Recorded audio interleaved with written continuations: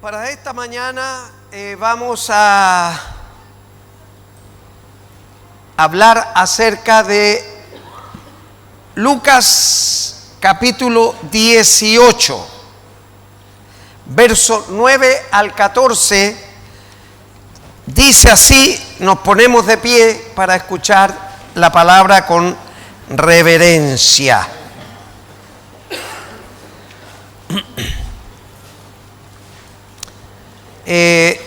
A unos que confiaban en sí mismos como justos y menospreciaban a los otros, dijo también esta parábola. A Jesús siempre le gustó hablar en parábolas, metáforas, alegorías, para que se pudiera entender mejor la palabra. Entonces dijo esta parábola: dos hombres subieron al templo a orar. Uno era fariseo y el otro publicano. El fariseo, puesto en pie, oraba consigo mismo de esta manera: Dios, te doy gracias porque no soy como los otros hombres, ladrones, injustos, adúlteros, ni aun como este publicano. Ayuno 2 veces a la semana, doy diezmo de todo lo que gano. Mas el publicano, estando lejos, no quería ni aun alzar los ojos al cielo, sino que se golpeaba el pecho diciendo: Dios, sé propicio a mí, pecador. Os digo que éste descendió a su casa justificado antes que el otro, porque cualquiera que se enaltece será humillado, y el que se humilla será enaltecido. Padre, le damos muchas gracias porque esta mañana nos ha concedido la vida y la salud con el propósito de llegar hasta su templo, su casa de oración y puerta del cielo, para adorar, bendecir y exaltar su santo y bendito nombre. Señor, ahora rogamos el auxilio, el socorro, la ayuda de Dios Espíritu Santo para la exhortación de su palabra, y que ella quede grabada en el corazón de cada hermano, hermana y visita que está con nosotros en esta mañana. Se lo rogamos y se lo agradecemos todo en el nombre de Jesús. Amén y amén. Puede sentarse.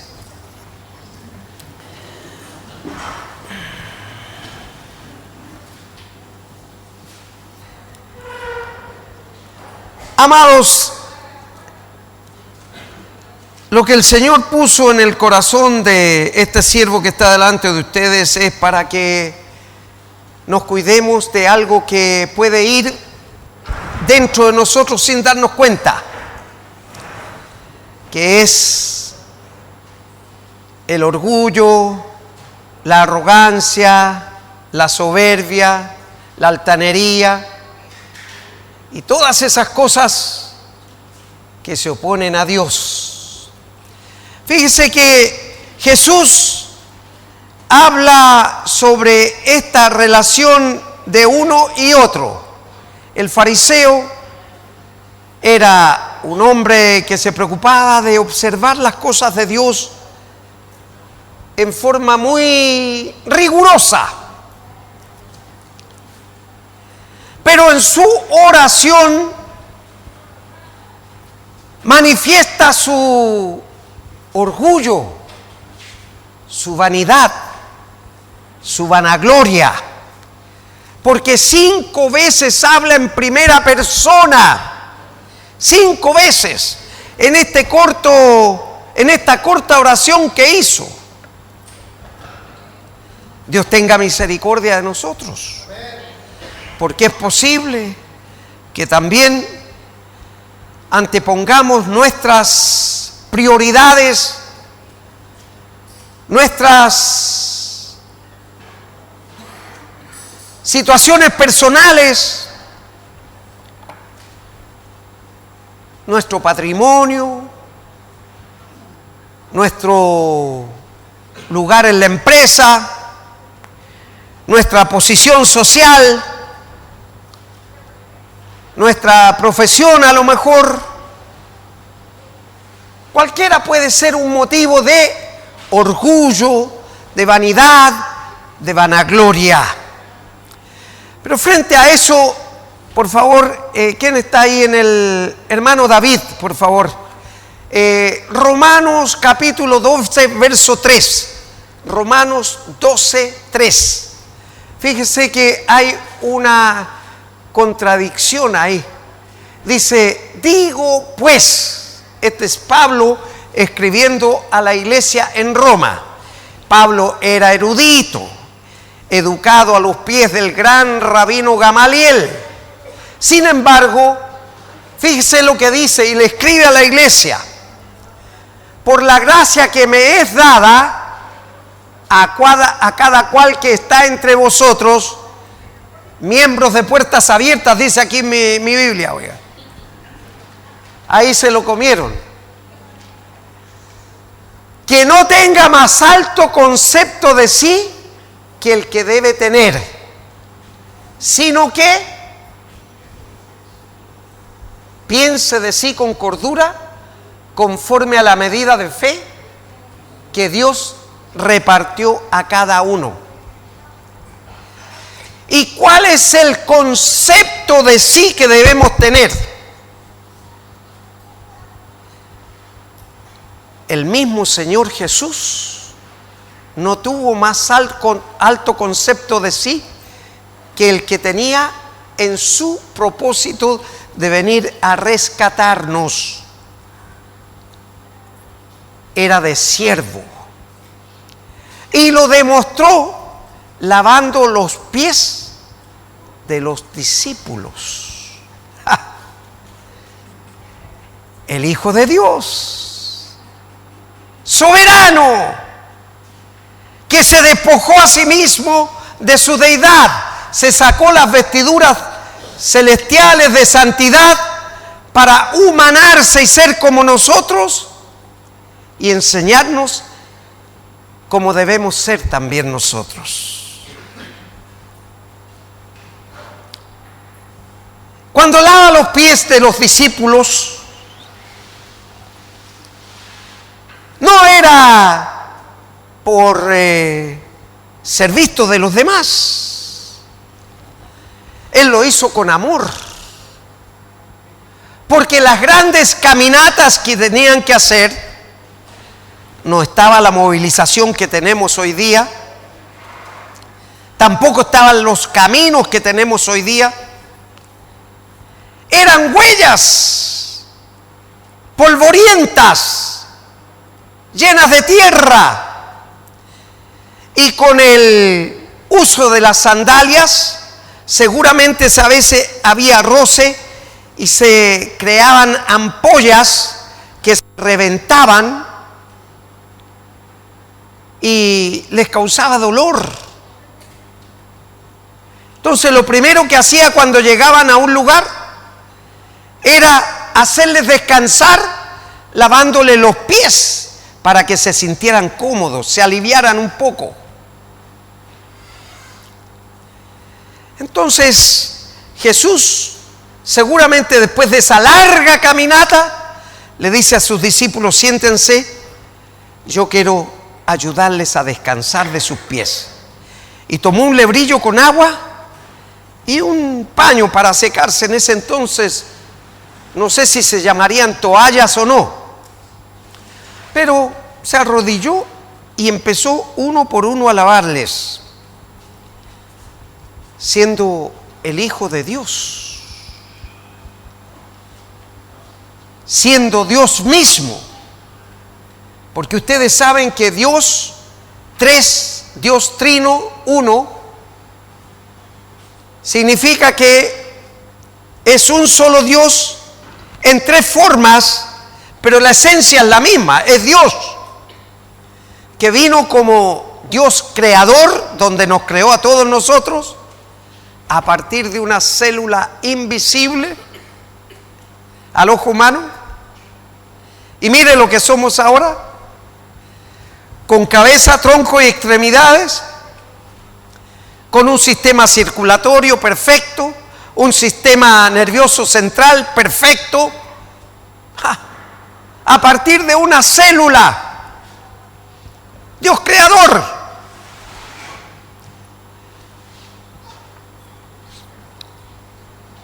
Y luego vino como Dios salvador en la persona de Jesús,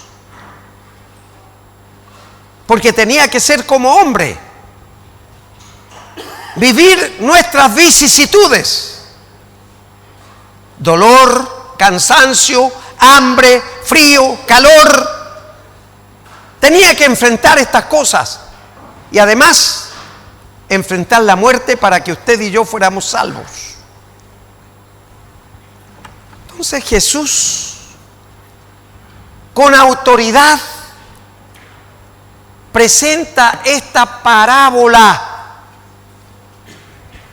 de el fariseo y el publicano para que tengamos cuidado, porque puede ser que en nuestro interior, en nuestro yo,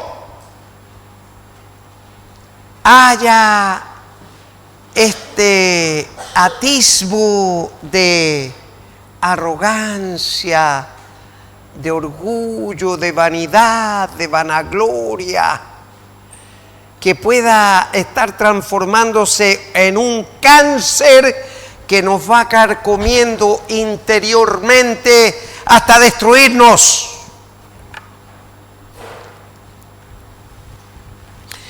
Entonces, en esta breve oración que el publicano hace, habla 5 veces, fíjese usted, en 2 versículos, habla 5 veces en primera persona. Yo. Le gustaba jugar al yo. Es posible que a nosotros también nos guste jugar al yo. Y Dios tenga misericordia de nosotros. Porque dice en el verso 14, os digo que el publicano, descendió a su casa justificado antes que el otro, porque cualquiera que se enaltece será humillado, y el que se humilla será enaltecido. Aquí hay que tener un poquito de cuidado. Siempre les he dicho que en la palabra hay que investigar, leer, profundizar, sumergirse, para poder encontrar la riqueza que hay ahí. Cuando dice que este descendió justificado antes que el otro, está hablando de uno de los pasajes de la salvación. En la salvación, los alumnos del estudio bíblico deben recordar que hay pasos, ¿verdad? Y después de la justificación viene la glorificación, que es lo que estamos viendo ahora. Por lo tanto, cuando habla que descendió justificado, quiere decir que el publicano fue salvo porque se humilló. Pero el otro, yendo a orar, no fue justificado, no fue salvado por su arrogancia, por su egoísmo, por su yo. Entonces, fíjese que es importante considerar esto. A veces podemos venir al templo,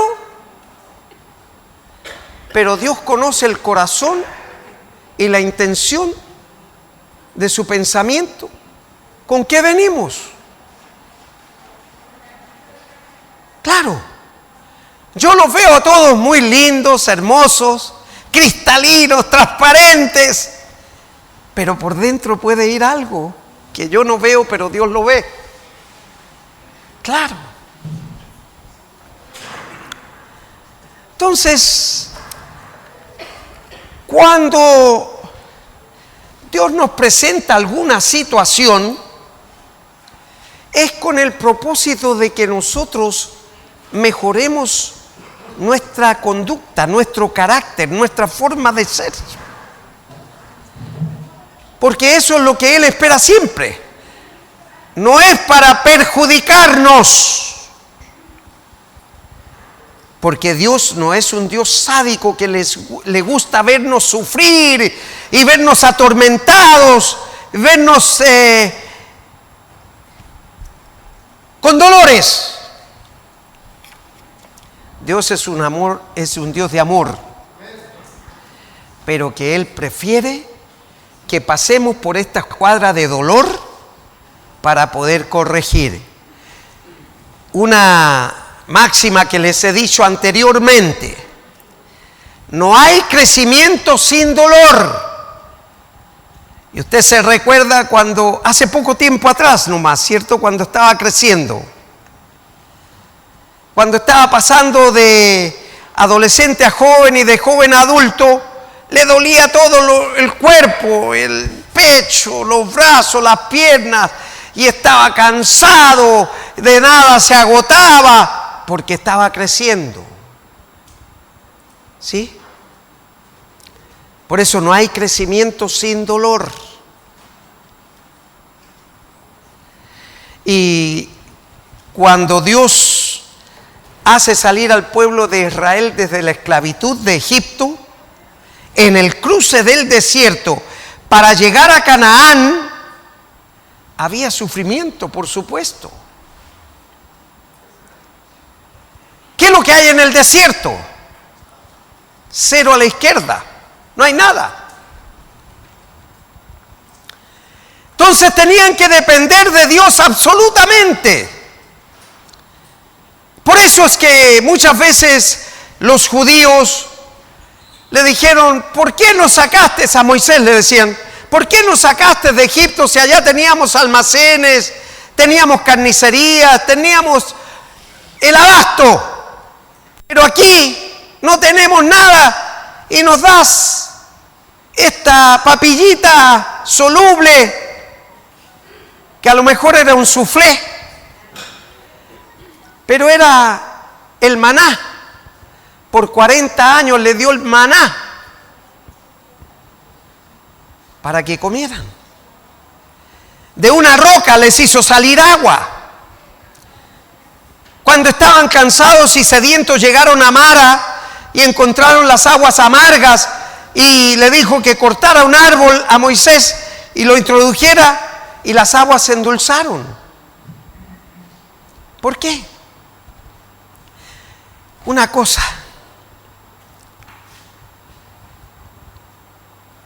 cuando le dice que Moisés corte un árbol y le introduzca en el pozo de Mara para que las aguas se endulzaran, era la representación de Cristo, ya en el éxodo del pueblo de Israel, después de haber salido de la esclavitud de Egipto. Entonces, no miremos en menos cuando Dios nos disciplina. Al momento no parece ser causa de gozo, ¿no? Ninguno que es disciplinado, ninguno que es sometido, le parece bien pasar por esas escuadras, pues. Y empezamos a sentirnos incómodos, intranquilos. Pero Dios está haciendo la obra. Sí. Los maestros, cuando quieren perfeccionar un arte, un mueble o algo para la vista o para uso personal, tratan de presentarlo de la mejor forma posible. Entonces, en la primera pasada pasa una escofina. La escofina es la que desgasta, no sé si los maestros saben o no. La escofina es la que desgasta y saca todo lo que más puede. Y después pasa la lima, que es más suave, para pulir esa arte, ese mueble, lo que está haciendo, ¿cierto? De la misma manera hace con nosotros Dios. Primero pasa la escofina y saca todas las carachas, todo lo que está de más en nosotros, y después nos pasa la lima para suavizar, para dejarnos bonitos, ¿cierto? Entonces, dice, os digo, Jesús es quien está hablando aquí, que el publicano, descendió a su casa justificado antes que el otro. O sea, el que se humilló, cabeza en el suelo, humillado hasta el humus, halló gracia delante de Dios, porque lo único que le decía, sé propicio a mí, pecador. Sé propicio a mí, pecador. Hermano y hermana, yo creo que me levante la mano un justo o una justa aquí, por favor. Quiero verla para copiarle. Levante su mano, por favor, con toda confianza. No hay ninguno. Gloria a Dios. Entonces, si estamos en esa condición que nos consideramos pecadores, lo que tenemos que decir es, sé propicio a mí, Señor, que soy pecador. Claro. Y en ese momento el Señor comenzará a pasar la escofina o la lima, según sea el caso de cada uno. ¿Sí? Ahora, ¿por qué Dios está haciendo esto? Porque como este remanente Dios lo levantó con el propósito de que se preparara este grupo, este remanente, esta congregación para el día del arrebatamiento. Entonces, cuando Él aparezca en las nubes, ya no habrá tiempo de decirle, Señor, déjame un domingo más para poder ir a ponerme a cuentas, o esta semanita para ponerme a cuentas. No, se acabó el tiempo. Eso será intempestivo. Como dice el apóstol Pablo cuando le escribe a la iglesia en Roma, en el capítulo 15 a Corintios, cuando le escribe a los Corintios, capítulo 15, verso 50, dice que será en un abrir y cerrar de ojos, un pestañeo. Eso los oftalmólogos lo han determinado en 11 milésimas de segundo. O sea, ya, está listo. Y los muertos en Cristo van a resucitar primero y nosotros, los que estamos aquí, vamos a ir junto con ellos al encuentro con Jesús en las nubes. Entonces, Él quiere que la iglesia esté lista, preparada para el día del arrebatamiento. No quiere que ninguno perezca. Y por eso es que a lo mejor usted puede vivir algunas situaciones difíciles en su vida. Yo he vivido las mías. Pero usted también tiene que ser honesto y decir, yo estoy viviendo también la mía, Señor, pero con el propósito de que usted me perfeccione, me prepare y esté listo para el día del arrebatamiento. Ahora, ¿por qué en el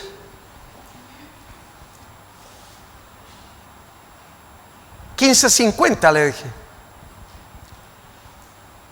Perdón, 52, ahí está. En un abrir y cerrar de ojos. Había dicho yo que en Romanos 12:3, Pablo le escribe a la iglesia en Roma que ninguno debe tener más alto concepto de sí. Entonces, ahí vamos a enfrentar el otro punto que Dios quiere recalcar en su vida. ¿Cuál es el concepto que usted debe tener de usted? ¿Cuál es el concepto que usted tiene que tener de sí mismo? ¿Su profesión? ¿Su posición social? ¿Su estatus? ¿Su patrimonio? ¿Qué es lo que tiene que tener concepto de sí mismo? Por favor, primera de Corintios capítulo 4 verso 1, por favor, David, hermano David. Primera de Corintios capítulo 4 verso 1. Así pues, Pablo hablando de sí mismo, téngannos los hombres por servidores de Cristo y administradores de los misterios de Dios. ¿Cuál es el concepto de sí mismo que está tomando Pablo por él? Les vuelvo a decir, educado a los pies del gran rabino Gamaliel, erudito en muchas situaciones profesionales, erudito Pablo. Por eso Dios lo llamó, porque había sido preparado antes.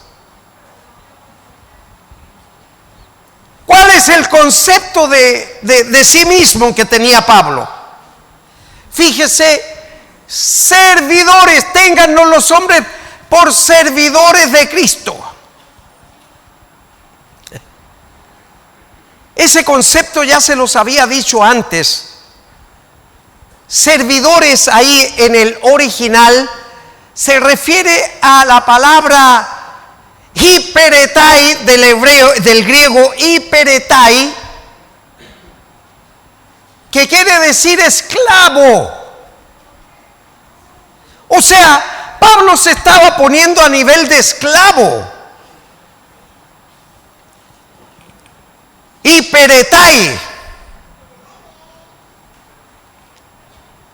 Téngannos los hombres como esclavos, servidores de Cristo y administradores de los misterios. Es decir, mientras nosotros no estemos en condiciones de considerarnos esclavos de Dios, esclavos, ¿y sabe lo que es un esclavo? Que no tiene libertad por sí mismo, sino que tiene que obedecer a su amo. Bajo cualquier circunstancia y a cualquier costo, tiene que obedecer a su amo. Claro. Y el esclavo que quería zafarse de esa situación era un hombre muerto. Por eso es que Pablo intercede ante Filemón para que no mate a Onésimo, que se había arrancado de la esclavitud.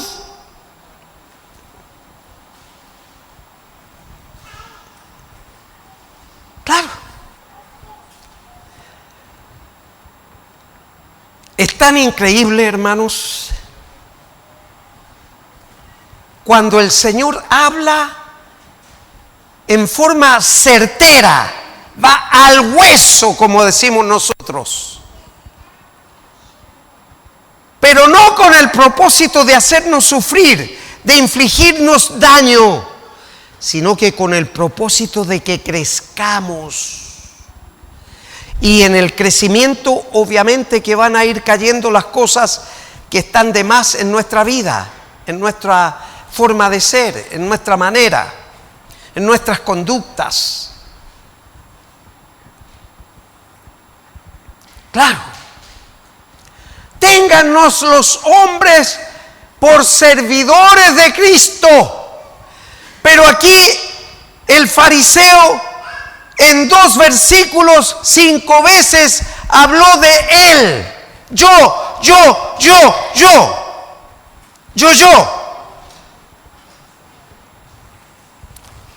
No vaya a ser cosa que alguno de nosotros, aunque no lo diga, lo pueda estar sintiendo por dentro.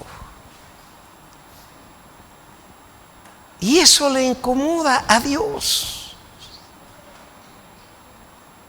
Claro, no puede usarlo, ni puede ser usado, porque no está en la condición de servidor, sino que quiere ser servido. Y Jesús dijo: yo no he venido para ser servido, sino para servir.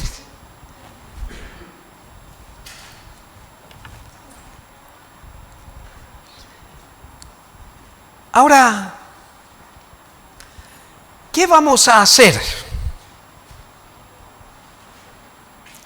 en esta condición en que yo estoy llamado para servir y no para ser servido? ¿Qué tengo que hacer? Obedecer y humillarme. Porque dice que el publicano, estando lejos, dice, no quería ni aún levantar los ojos al cielo, sino que se golpeaba el pecho diciendo: Dios, sé propicio a mí, pecador. Claro. Usted dirá: pero yo no cumplo ninguna de estas cualidades que estaba hablando el fariseo de los demás. Porque dice: te doy gracias, Dios mío, le dice, porque no soy como los otros hombres, ladrones, injustos, adúlteros, ni aun como ese publicano que está ahí tirado en el suelo. O sea, el fariseo además se transformó en un juez. ¿Sí? Fíjese, acusando a los demás de ladrones, de injustos, de adúlteros, pero él era buenito.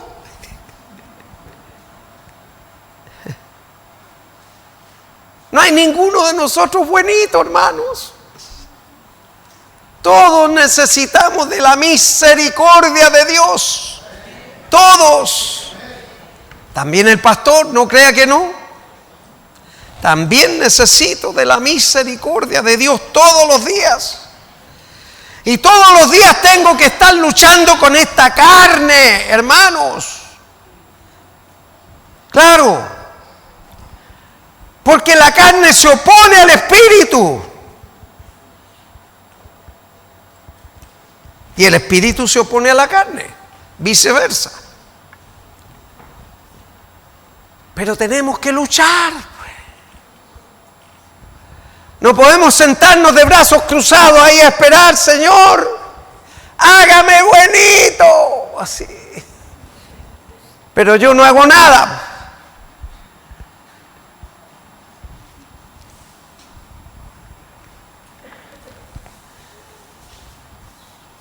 Entonces, respecto de esto, también la iglesia debe aprender de que no debemos andar apuntando a nadie con el dedo, juzgando a los demás, ladrones, injustos.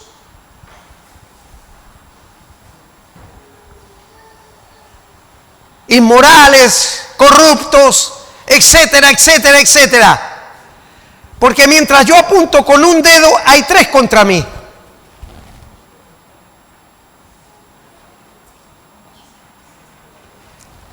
Entonces, primero, como dice en otra parábola el Señor, dice, miremos la viga que está en nosotros antes que veamos la paja en el ojo ajeno. Veamos la viga que está en nosotros. Hermanos y hermanas, en este pasaje que el Señor ha presentado para nosotros, 2 cosas que debemos destacar para tenerlas presentes, para hacer la tesis del mensaje. Primero, no debemos ser jueces de nadie. Punto 1.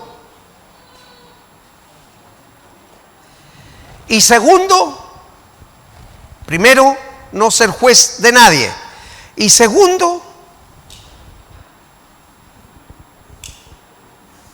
pues ya está dicho.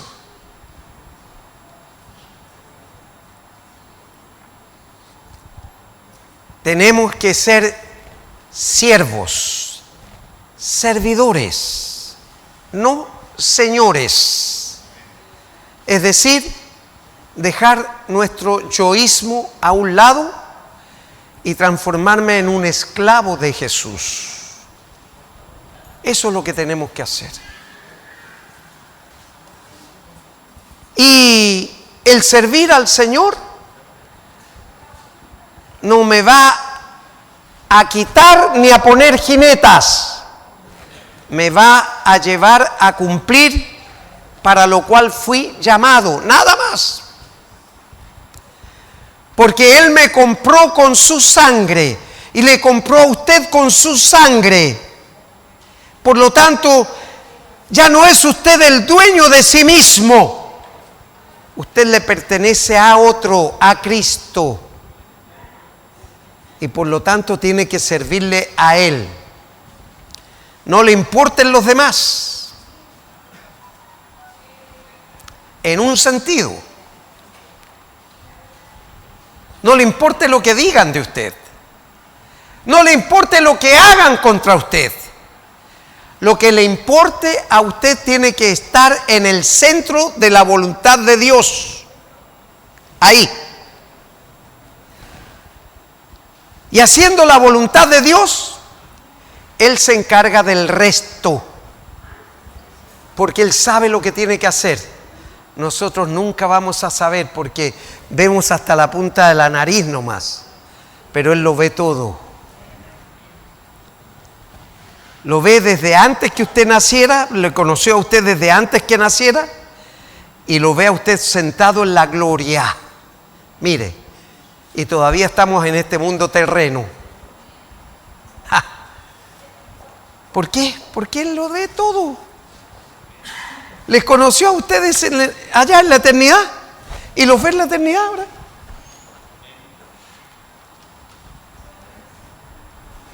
Dios bendiga su palabra y espero que sea de provecho para vuestro crecimiento y edificación de su vida cristiana.